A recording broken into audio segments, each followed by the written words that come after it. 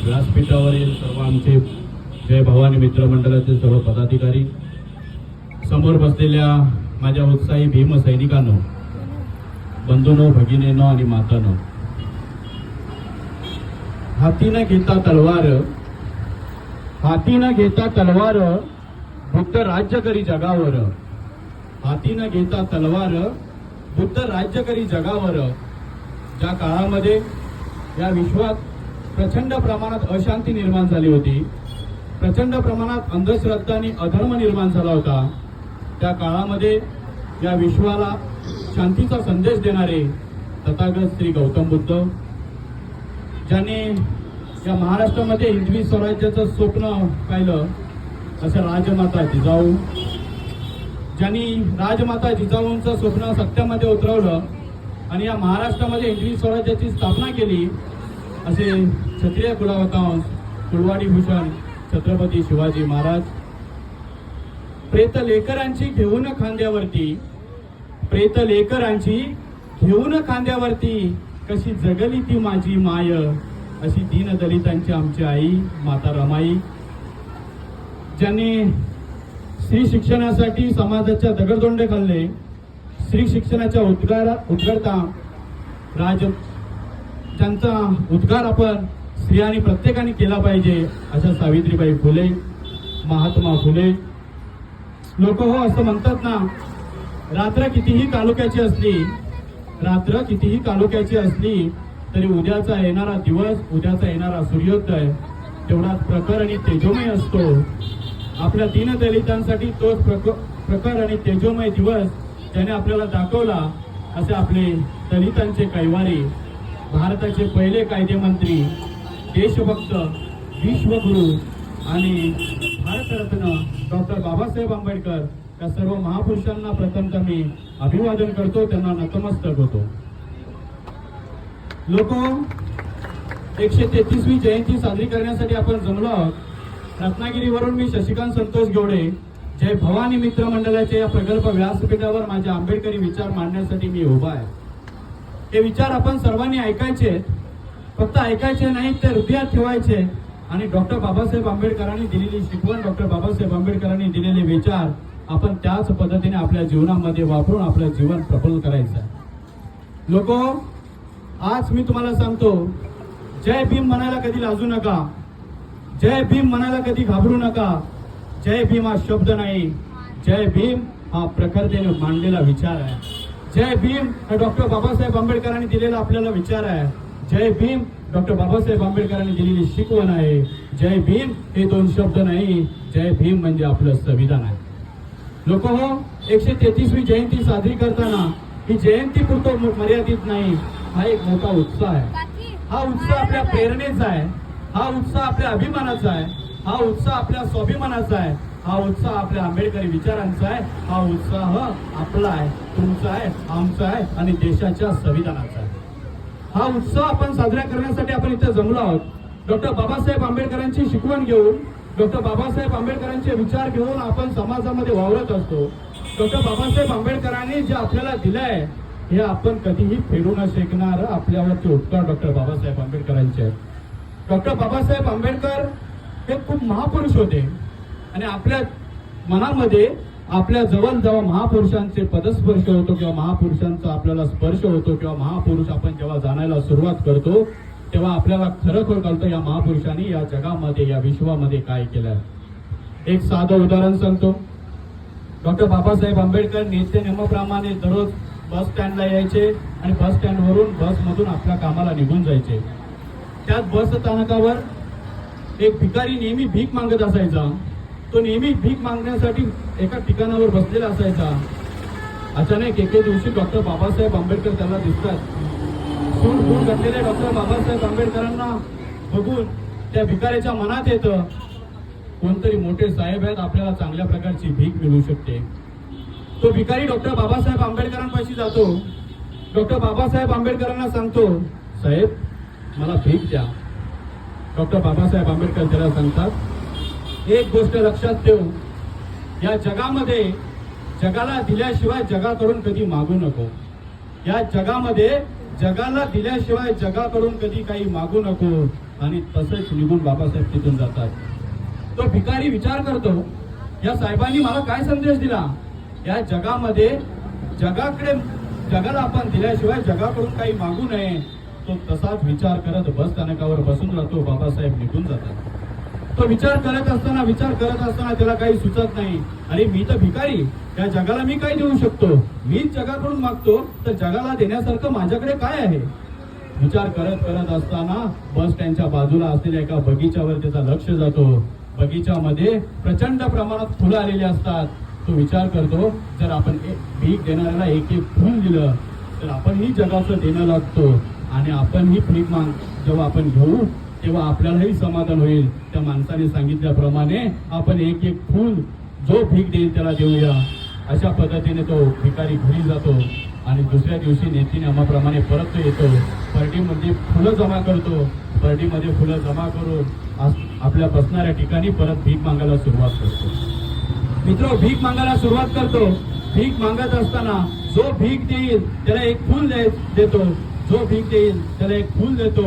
असं करत सोड घातलेले माणूस परत त्याला तिथे दिसतात. ते आपले डॉक्टर बाबासाहेब आंबेडकर त्यांना दिसतात. डॉक्टर बाबासाहेब आंबेडकरांना बघून तो डॉक्टर बाबासाहेब आंबेडकरांपाशी जातो. डॉक्टर बाबासाहेब आंबेडकरांना एक फूल देतो, आणि डॉक्टर बाबासाहेब आंबेडकरांना सांगतो, मला भीक द्या. डॉक्टर बाबासाहेब आंबेडकर त्याच्याकडे बघत बसतात. त्यांना मी काल सांगितलं होतं, जगाला दिल्याशिवाय जगाकडे काय मागू नये.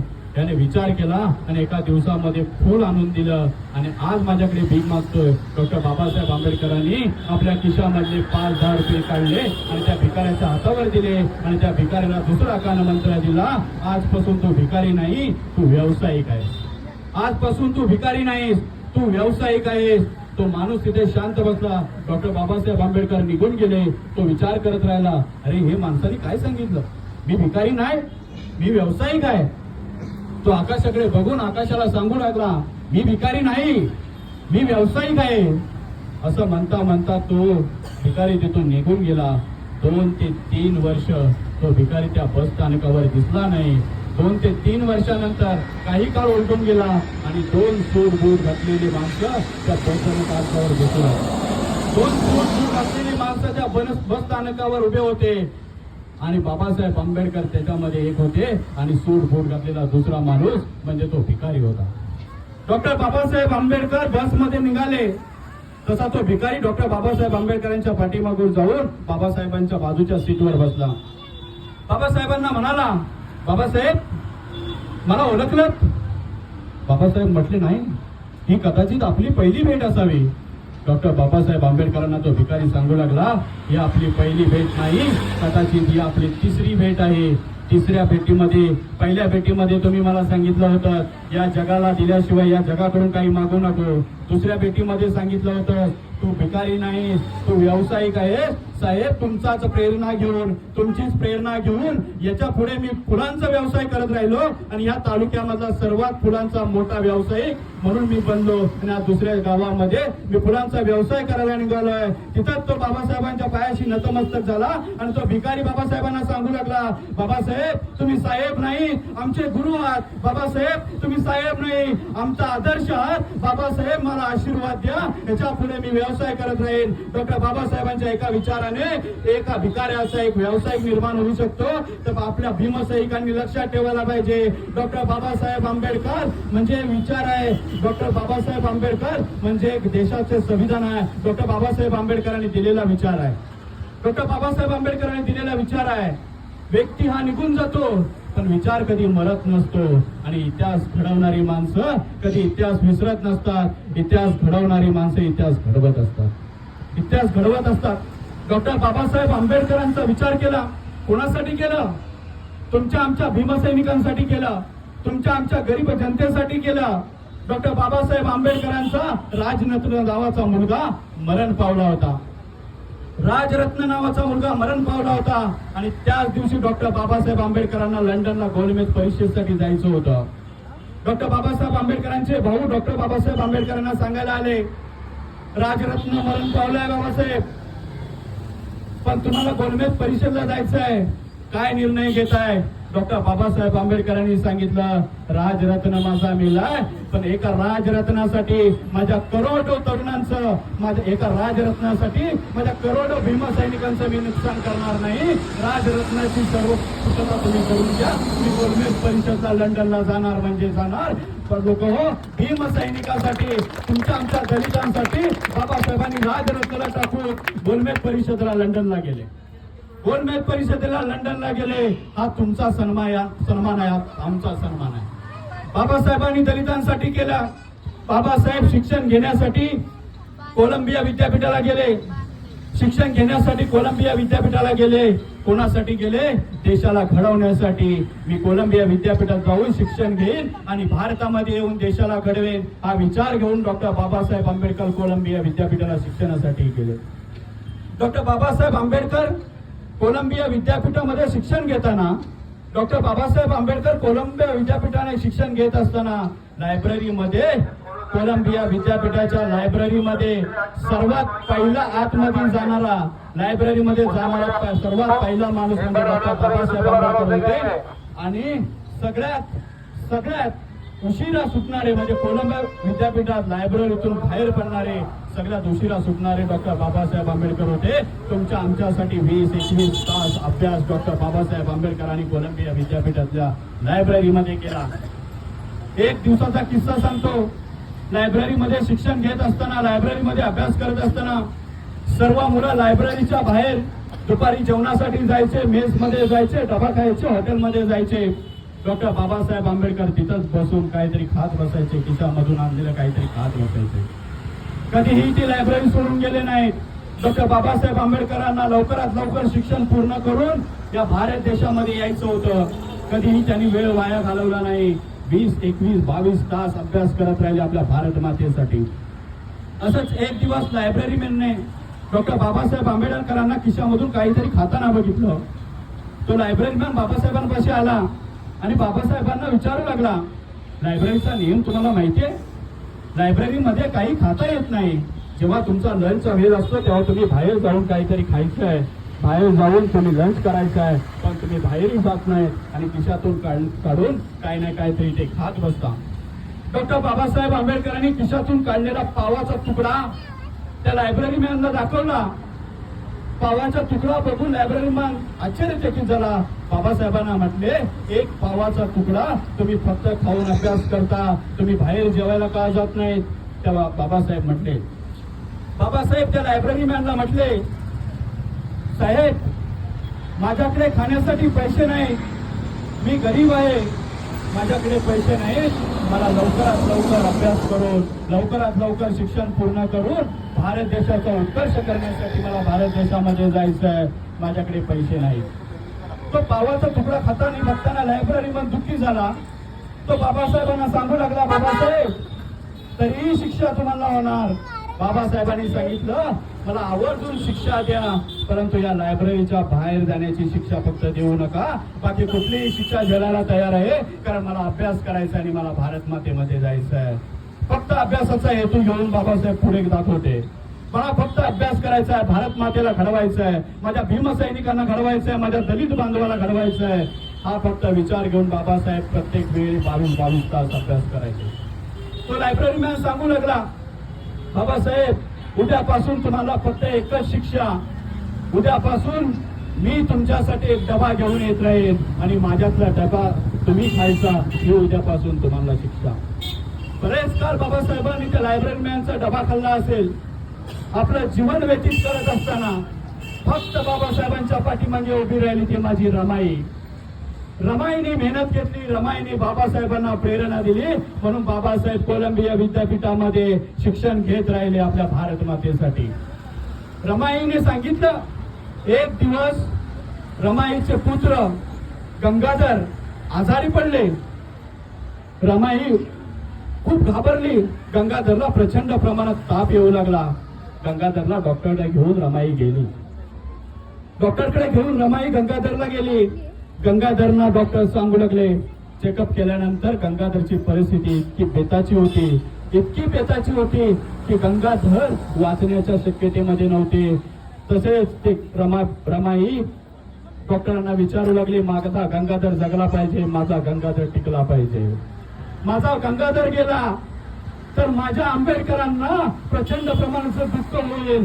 गंगाधर माझा जगला पाहिजे. हे रमाबाई डॉक्टरांना सांगत होती. तेव्हा डॉक्टरांनी सांगितलं, प्रचंड प्रमाणाचा खर्च गंगाधरला वाचवण्यासाठी तुम्ही पैसे जमा करा, तुम्ही पैसे जमा करा, गंगाधरला वाचवण्याची जबाबदारी माझी. तसेच गंगाधरला घेऊन रमाबाई घरामध्ये आली आणि डॉक्टर बाबासाहेब आंबेडकरांना पत्र लिहिलं, प्रिय बाबासाहेब, गंगाधरची परिस्थिती खूप बेताची आहे. गंगाधर आजारपणात लोळतोय. गंगाधर वाचवायचा असेल तर प्रचंड प्रमाणात पैसा लागणार आहे.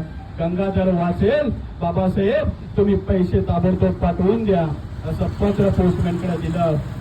आणि ते पत्र कुरिअर मधून कोलंबिया विद्यापीठात गेलं. बाबासाहेबांनी विचार केला, कोणाचं पत्र असेल? या कोलंबियाच्या विद्यापीठामध्ये मला पत्र देणारं कोण असेल? बाबासाहेबांनी पत्र उघडलं आणि वाचायला सुरुवात केली. पत्रामध्ये महिना होता, प्रिय बाबासाहेब, आपला गंगाधर खूप आजारी आहे, आजाराने त्रासला आहे, डॉक्टरांकडे घेऊन गेलो होतो. डॉक्टरांनी सांगितलं प्रचंड प्रमाणात पैसा लागेल, गंगाधरला वाचवायचं असेल तर आपल्याला प्रचंड प्रमाणात खर्च करावा लागेल. बाबासाहेब तुम्ही पैसे पाठवून द्या, बाबासाहेब तुम्ही पैसे पाठवून द्या. ते पत्र तसंच बाबासाहेबांनी बाजूला ठेवलं आणि दुसरं पत्र लिहायला सुरुवात केलं. दुसऱ्या पत्रामध्ये बाबासाहेब लिहित आहेत, प्रिय रमा, प्रिय रमा, माझ्याकडे खायला सुद्धा पैसे नाहीत, माझ्याकडे पैसे नाहीत म्हणून मी फक्त 3 टाइम ऐवजी 1 टाइम फक्त जेवण करतो, तो सुद्धा 1 पाव खातो. प्रिय रमा, पैसे नाहीत, गंगाधरची काळजी घे. पैसे नाहीत, मला खर्च करता येणार नाही, पैसे नाहीत म्हणून गंगाधर गेला तरी चालेल, पण मला पैसे देता येत नाही, त्याचं दुःख आहे. तेच पत्र बाबासाहेबांनी लिहिलं, कुरिअर केलं, रमाबाईकडे आला. रमाबाईने पत्र वाचलं, प्रिय रमा, गंगाधरला वाचवण्यासाठी पैसे नाही आहेत, मीही 3 टाइमचं खाण्याऐवजी 1 टाइमचा फक्त 1 पाव खातो. हे ऐकून रमाबाई आश्चर्य झाली, ठसा ठसा ठसा ठसा रडू लागले. ते विचार करू लागले, माझ्या गंगाधरला वाचवण्यासाठी आमच्याकडे पैसे नाहीत. पण दुसरा एक विचार करू लागली, गंगाधरला वाचवण्यासाठी पैसे नाही, पण कोलंबियाच्या विद्यापीठामध्ये माझे भीमराव 3 टाइमचं जेवण्याऐवजी 1 टाइमचं फक्त पाव खाऊन जगतायत. ही सुद्धा दुःख रमाबाईला सतत समजत होतं. ती तशी डॉक्टरकडे घेऊन गंगाधरला गेली. रमाबाई डॉक्टरांकडे घेऊन गंगाधरला गेली. 7 ते 8 दिवस डॉक्टरांना दाखवल्यानंतर डॉक्टरांनी सांगितलं, आता गंगाधर जगू शकत नाही. डॉक्टर बाबासाहेब आंबेडकरांचा दुसरा पुत्र मरण पावला. गंगाधर दुसरा पुत्र मरण पावला. डॉक्टर बाबासाहेब आंबेडकरांचा दुसरा पुत्र गंगाधर मरण पावल्यानंतर त्याला घेऊन रमाबाई मांडीवर बसली होती. त्याला झाकण्यासाठी सुद्धा पैसे, कापडाला पैसे नव्हते. रमाबाईने फाटकं लुगडं आपलं फाडलं आणि त्या गंगाधरावर टाकलं आणि स्वतः जाऊन त्या गंगाधराचा अंतिम संस्कार केले. तशीच रमाबाई संध्याकाळी घरामध्ये आली, विचार करत राहिली आणि सकाळी 3 वाजता उठली आणि सगळ्या मुंबईच्या वाड्यांमध्ये शेण गोळा करत राहिली. सकाळी 3 वाजता उठते रमाबाई, मुंबईच्या वाड्यांमध्ये शेण गोळा करत राहते आणि गोवऱ्या थापून जे काही दिवसभरात पैसे येतील ती फक्त साचवत राहील. त्या दिवसापासून फक्त रमाबाईने काय निश्चय केला असेल माझ्या मित्रांनो, दररोज 3 वाजता सकाळी उठून गोवऱ्या थापायचे, गोवऱ्या विकायचे आणि जे पैसे येतील ते साठवायचे. असं करता करता महिन्याला 30 रुपये साठले. गोवऱ्यांचे महिन्याला 30 रुपये साठले. रमाबाईने स्वतःकडे थोडे पैसे ठेवून बाबासाहेबांना पैसे कुरिअर केले. रमाबाईंनी कोलंबियाला बाबासाहेबांना पैसे कुरिअर केले आणि रमाबाई पत्रामध्ये लिहिते, प्रिय आंबेडकर, आपला गंगाधर गेला. आपला गंगाधर गेला हे सांगताना मला दुःख होत आहे, पण तुम्ही पत्रामध्ये लिहिलेलं एक वाक्य मला सतावत आहे. तुम्ही पत्रामध्ये लिहिलं होतं 3 टाइमचं खाण्याऐवजी मी 1 टाइमचा फक्त पाव खाऊन जगतोय. बाबासाहेब, तुमच्यासाठी मी गोवऱ्या थापल्या आणि त्या गोवऱ्याचे मिळालेले 30 रुपये तुम्हाला मी पाठवत आहे. बाबासाहेबांनी ते पत्र वाचलं आणि बाबासाहेबांच्या डोळ्यामध्ये अश्रू आले आणि बाबासाहेबांनी तिथंच निश्चय केला, बस जगायचं आता रमाबाईसाठी, जगायचं आता दलितासाठी, जगायचं माझ्या भीमसैनिकासाठी बाबासाहेबांनी तिथं निश्चय केला आणि बाबासाहेब कोलंबियाच्या विद्यापीठातून बॅरिस्टर पदवी घेऊन इथं आले. याच्या मागचं सर्वात कार्य असेल ते माझ्या रमाबाईचा त्याग आहे मित्रांनो. रमाबाई सारखी पत्नी बाबासाहेबांच्या आयुष्यामध्ये आलेली, बाबासाहेबांचं जीवन बदललं. आज आपली परिस्थिती काय? आज आपलीच गाडी, आपलीच माडेने, आपल्याच बायकोची गोलगोल साडी, याच्या पुढे आपलं जीवन जाता मुश्किल आहे. बाबासाहेब जगले तुमच्या आमच्यासाठी, बाबासाहेब जगले माझ्या दलितांसाठी, बाबासाहेब जगले माझ्या भीमसैनिकांसाठी आणि बाबासाहेब जगले तुमच्या आमच्या विचारांसाठी, भारत घडवण्यासाठी, अस्पृश्यांसाठी. बाबासाहेबांना शाळेच्या बाहेर बसायला लागायचं, बाबासाहेबांना शाळेच्या बाहेर बसून अभ्यास करावा लागायचा. बाबासाहेब अभ्यास करायचे आणि वर्गामधला सर्वात हुशार मुलगा म्हणून बाबासाहेबांची या नोंद जगाने घेतली. पण बाबासाहेबांना नेहमी दुःख व्हायचं, कारण बाबासाहेबांना वर्गाच्या बाहेर बसायला लागायचे. या मानलेल्या देशामध्ये अस्पृश्यता होती म्हणून. आणि बाबासाहेबांना बाहेर बसलेला, बाहेर ठेवलेला माठ दिसायचा, पण त्या माठापर्यंत पोहोचता यायचं नाही, माठातलं पाणी पिता यायचं नाही. या देशामध्ये असलेली अस्पृश्यता कुठेतरी थांबली पाहिजे, बाबासाहेबांना नेहमी वाटायचं. बाबासाहेबांना शाळेत बसलेला असताना सुद्धा प्रत्येक जण मुलगा जातोय आणि त्या माठामधलं पाणी पितोय, पण बाबासाहेबांना जाऊ त्या माठामध्ये स्पर्श करता यायचा नाही, माठामधलं पाणी पिता यायचं नाही. मग बाबासाहेब काय करायचे? बाबासाहेबांना एक शिपाई उंचलवर पाणी ओतायचा आणि बाबासाहेब ते प्यायचे. बाबासाहेब ते प्यायचे.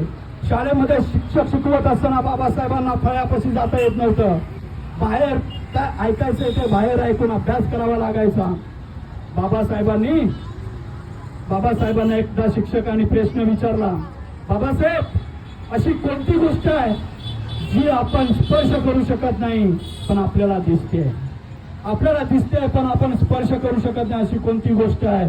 बाबासाहेबांनी प्रश्नाचं उत्तर दिलं, हा माठ मला दिसतोय पण त्या माठाला मी स्पर्श करू शकत नाही. हा फळा मला दिसतोय पण त्या फळाजवळ मला जाता येत नाही. बाबासाहेब ही शिक्षकांना बाबासाहेब सांगत होती, ही जेव्हा परिस्थिती बदलेल तेव्हा माझा दलित बांधव या देशातला सर्वोत्तम बांधव म्हणून ओळखला जाईल. त्यानंतर बाबासाहेबांनी निश्चय केला आणि अस्पृश्यांविरुद्ध लढा देण्यासाठी बाबासाहेबांनी 14 तऱ्यावर समानतेचा सत्याग्रह केला. आपल्याला वाटत होतं की बाबासाहेबांनी पाण्याचा सत्याग्रह केला, पण त्यांना दाखवून द्यायचं होतं माझ्या देशामध्ये, माझ्या राज्यामध्ये, माझ्या विश्वामध्ये जर समानता आली ना तर माझा खरा बांधव जगू शकतो. म्हणून समानतेचा त्याग बाबासाहेबांनी केला. मनुस्मृती जाणण्यासाठी महाडचा 14 तले का निवडलं बाबासाहेबांनी? छत्रपती शिवाजी महाराजांचा रायगड किल्ला आहे, रायगड किल्ल्याच्या पायथ्याशी महाड आहे. महाडच्या 14 तल्यावर मनुस्मृती झाली. बाबासाहेबांनी ती मनुस्मृती झाली नसती तर आज मित्रांनो मी तुम्हाला सांगतो, बाबासाहेबांनी मनुस्मृती झाली नसती तर आज इंदिरा गांधी भारताच्या पंतप्रधान झाल्या नसत्या. मनुस्मृती चालली नसती तर प्रतिभाताई पाटलांसारखी व्यक्ती या देशाची राष्ट्रपती झाली नसती आणि मनुस्मृती झाली नसती तर कुलकर्ण्यांची सोनाली कधी अभिनेत्री झाली नसती. हे डॉक्टर बाबासाहेब आंबेडकरांनी केलं, आणि हा विचार आपण घेऊन चालायचा आहे. पुन्हा एकदा डॉक्टर बाबासाहेब आंबेडकरांच्या प्रतिमेला नतमस्तक होतो, डॉक्टर बाबासाहेबांना अभिवादन करतो आणि माझं भाषण थांबवतो. आता आपले लाडके आमदार दिलीप मामा लांडे पाटील यांचं आगमन झालेलं आहे आणि जय भवानी मित्र मंडळ आपलं स्वागत करतो. धन्यवाद.